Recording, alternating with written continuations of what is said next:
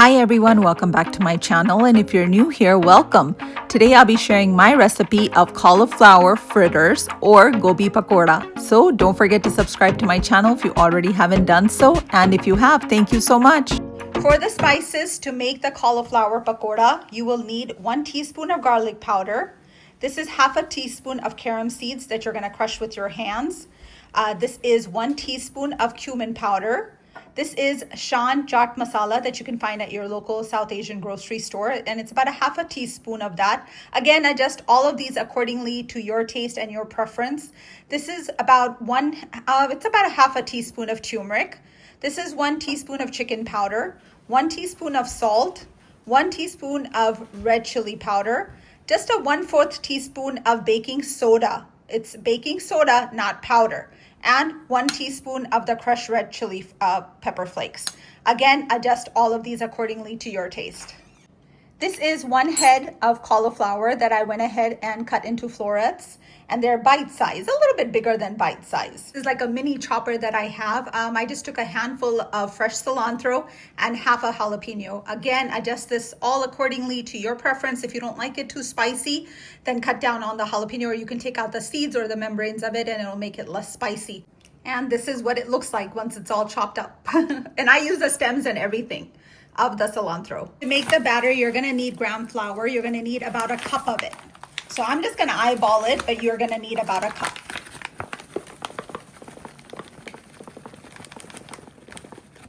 That looks like it's about a cup. To the ground flour, you're gonna go ahead and add 1 tablespoon, heaping tablespoon of rice flour, just like that. Go ahead and mix this up. Now we're gonna go ahead and add all of the spices that we took out. And to this, we're gonna go ahead and add the cilantro and jalapeno mixture as well. Go ahead and give it a quick mix.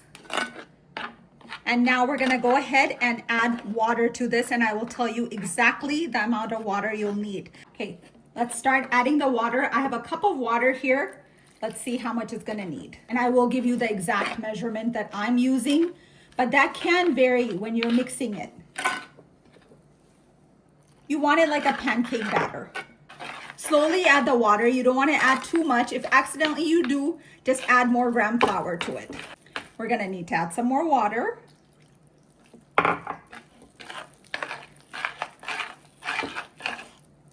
Turn it around like this so I can hold it with the handle. I didn't prep my station today. Usually I put the plastic wrap, and I didn't do that today. So I'm gonna have a little bit of a cleaning up to do on my counters. Started with 1 cup of water, and I have about 1/4 cup of water left. So 3/4 cup of water that I've added to this. And I'll show you the consistency of the batter in just a second as soon as I'm finished mixing it. This is the consistency that you're looking for. Do you see? It's like a thick pancake batter. If it coats your spoon, look at that, it coats the spoon, it's gonna coat the cauliflower. So you wanna go ahead and let this rest for about 15 to 20 minutes. So after you make the batter, let it rest. In the meantime, we're gonna go ahead and blanch the cauliflower in boiling water. You just wanna add a little bit, like maybe half a teaspoon of turmeric and half a teaspoon of salt to the water. And when it comes to a boil, that's when we're gonna add the cauliflower in there. Once the water does come up to a boil, go ahead and carefully add in your cauliflower. After you go ahead and boil it for 5 minutes, you're gonna shock this cauliflower and run it under cold water. So that'll stop the cooking process, but it'll preserve the color of it as well as the flavor. And if there was any dirt or anything left over, it'll be gone from there. Very carefully bringing it from the stove, and you wanna put it in a strainer, just like so.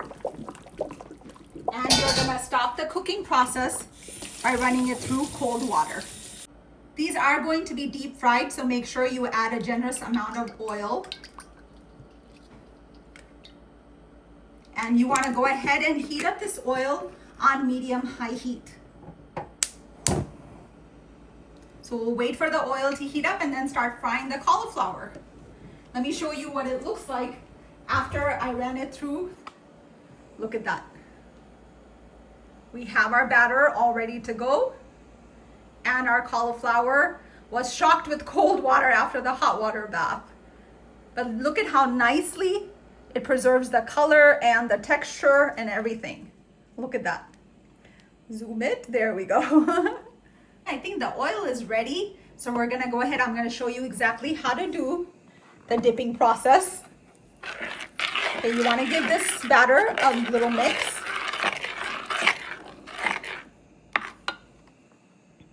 Your cauliflower, dip it in the batter. And let's take it to our hot oil carefully. You are gonna be frying these on medium heat. Okay, very carefully add it in there.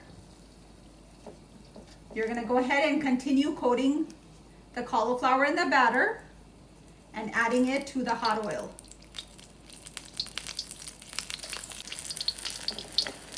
Do not mix them for a good 2 to 3 minutes until the batter sets in. Otherwise, the batter will be removed from it and you'll just be left with a fried cauliflower. Do this very carefully, guys, because the oil is super hot. This one I put in first, so I think we can see how that looks like. Look at that. But you don't want to touch the rest of them yet. Let the coating settle in. I think this one is ready to turn. If you see it like this, see, it's very difficult and you can't turn it. That means it's not ready to flip yet. But if they are easy to flip, that means they're ready to flip. Look at that.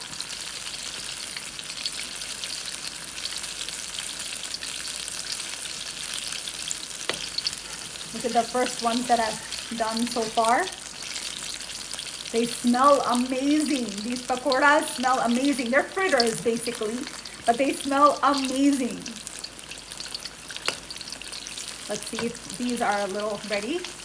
If they give you a little tough time to flip, means they're not ready to flip.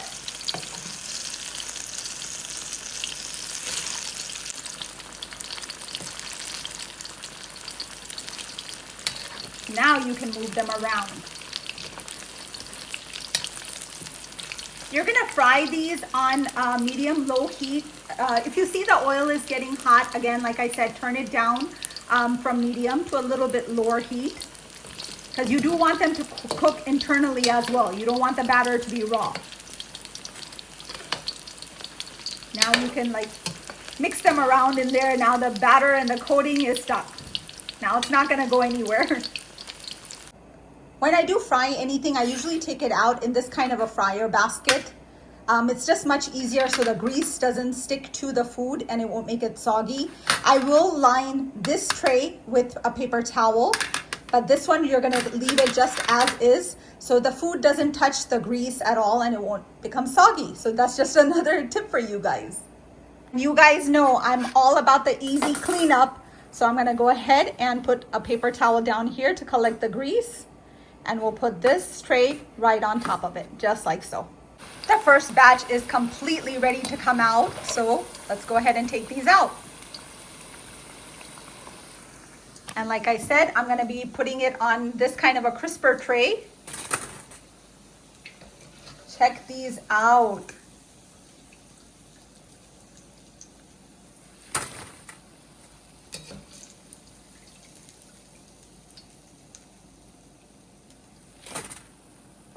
How delicious do these look? While the second batch is frying, I'm gonna go ahead and cut into one for you to show you guys. I'm doing it with a scissor because they're quite hot inside. Look at that. Let's put the scissor on the side. Move the scissor out of the way. Focus. Let's bring it closer. There we go. Look at that.